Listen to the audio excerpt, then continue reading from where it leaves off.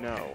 But I don't think we are going to have time to think about it because we are getting into this first set of winter semifinals right now. Intriguing is how we both describe Femboy Lover and this set going right into a PS2. Yes, sir.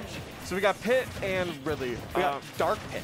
Dark Pit, my bad. So when I was playing Silk, he went Pit game 1, and then he switched to Dark Pit. And I was thinking about it during our set. I was like, why did he switch?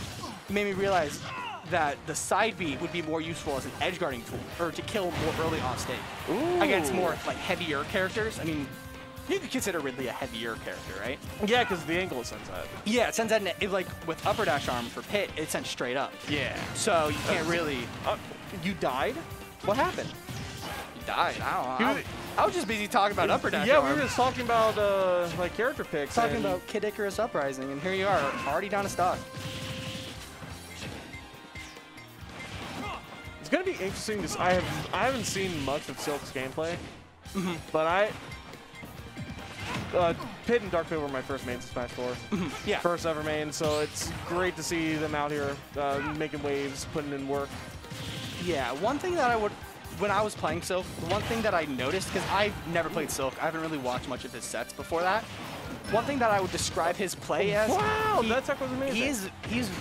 Okay. God, maybe we should stop talking about Silk, start talking about Saya. Yeah, because Saya is doing amazing. First seed for a reason. Saya is so good. Fourth throw, not gonna kill. Dead? Yeah. Here we go, ledge trapping. Let's see if anything happens. He's gonna get fared. Back air, not the strong hit. Back in another edge guard situation. Yeah, so Silk, he's very good at the edge guard game.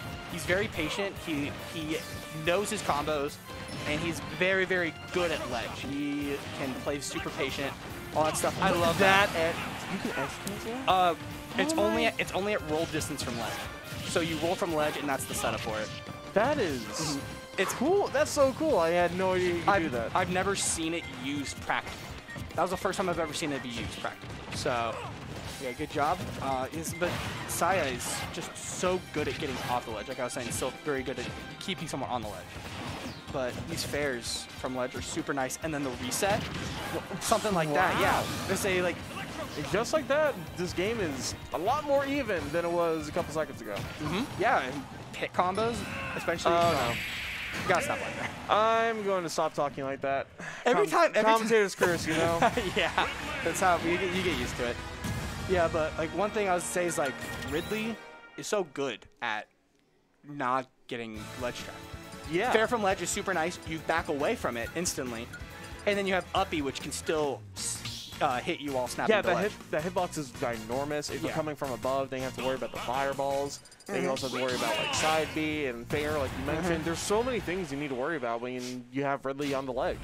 Yeah, and it's like, remember when Ridley was first getting like quote-unquote popular earlier in the game, like really early in the game, and it was like Locust was like camping the ledge super hard. That's just like Ridley is super good at ledge play, and that's not just what he's good at, so much more. So when you're stuck at ledge, you're like, no big deal. It's kind of like having Weave It trainer at ledge. You're like, I got stuff. Like, it doesn't matter. Yeah, I'm comfortable here. I can play here. I can play the game here. But now, game 2, we're going to small battlefield and switching to the pit. I wonder what the thought process is here. Yeah, one thing, no, the only thing that I can really think about are the arrows. The arrows, maybe the side B. Maybe side B. Well, yeah, the thing is that he didn't really use side B. He didn't use side B at all to like snap to ledge and whatnot. And Pit does the exact same. You know, it has to be the arrows because look at what he can do. He can pressure off stage so much safer now. You can pressure at that down angle and that up angle that you weren't able look to at that earlier. And look, it's a completely different game. Completely different from game 1. It all depends on how you can, and that's so smart because if that was me right there, I would have gone down, tried to get a little punish right there, kind of like that. But I haven't seen a whole lot of Silk's play, but just from watching these 2 games, his ability to adapt is amazingly. It is so strong. It is so good. It is insane. Because all the things that was catching him game 1, they are non-factors right now. Yeah. He's just kind of having his way to a certain degree. Yeah, and I think another thing is that he just isn't scared. I think he mashed. Yeah.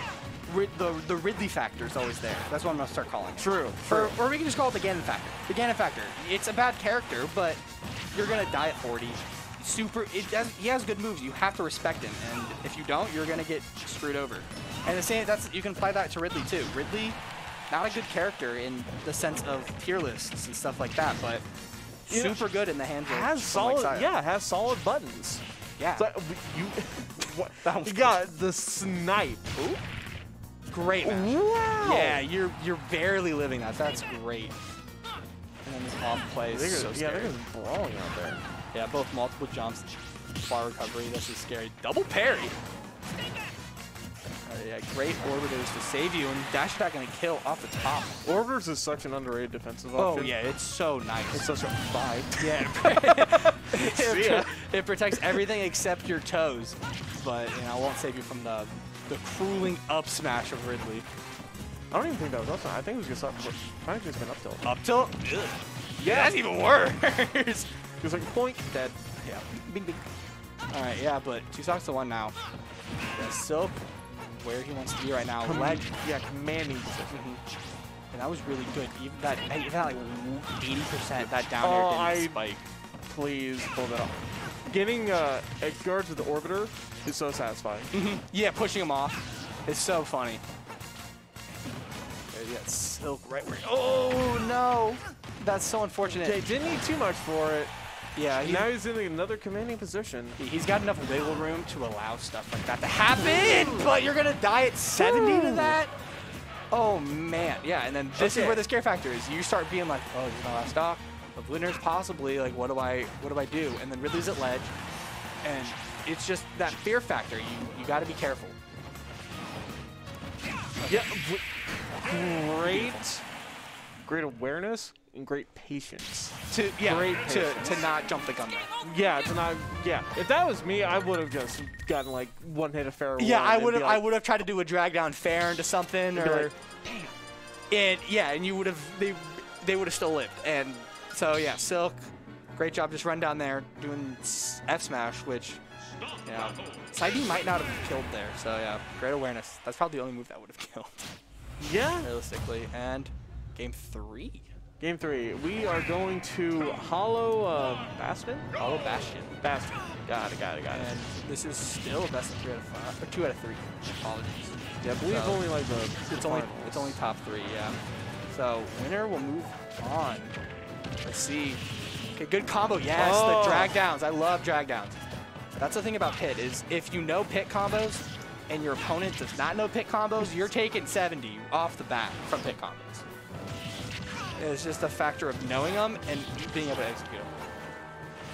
Honestly, I'm kind of curious as to what Silk's matchup knowledge here is going. I was gonna say before this set, because like I don't know if he's like played a lot of.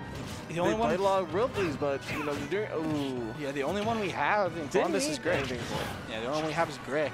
I was talking to Deed about that, but the thing is that Grick and Saya apparently play super different. That's what Deed was telling me. Deed was like, yeah, he just plays so much differently than Saya. I just had to adapt differently.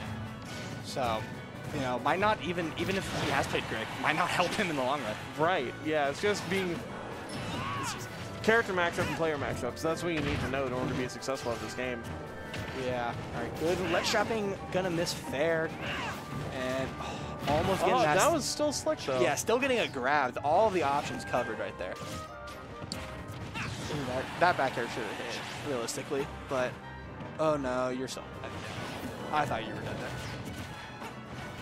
Yeah, and now this is in like this weird position. Okay, starting to even it back up. Yeah, so it's that weird position where like any extra percent is kind of like it's kind of hard. So Silk getting that kill was tremendous. Yeah, it's still kind of swinging here a little bit. Yeah, I mean there's nothing wrong with that. Realistically. I mean Saya. Oh, my bad. Oh no! What? It's the down air sent up. It was not the spike hitbox. If that would have been a spike hitbox, you were dead at 30. Yeah, I mean, yeah. That's so unfortunate. Buff pit. Buff pit. Well, it's too late for that. Yeah. It's too late to buff anybody at this point. Copium. Copium for all your low tiers. That would have been scary if he didn't tech that. But good slide off. I was like, what do you? God, there's so many things. Everything that Saya is doing is just like, if this hits you, you will die. Yeah, that's the Ganon thing. It's like you're like I'm terrified. I'm terrified watching it. I'm not even playing. Yeah, it's like you can feel it in your chest. You're like every single time you throw out that move. And bounce back. Oh, wow, that missed. And not gonna kill. Ridley being decently heavy. Big ledge trap, perfect. All right, awesome. Yeah, Sya's been doing a lot of fair from ledge. Like that's all they've been really doing. Yeah, from but ledge. but now here comes the mind game. Because now instead of doing fair from ledge, and now instead of doing fair from legs, where just as we saw, Silk and Fuel didn't get a punish, it's like, what if I jump up and side B? Yeah, what if I don't? Like, what if I just change it up just a little bit? Yeah, so.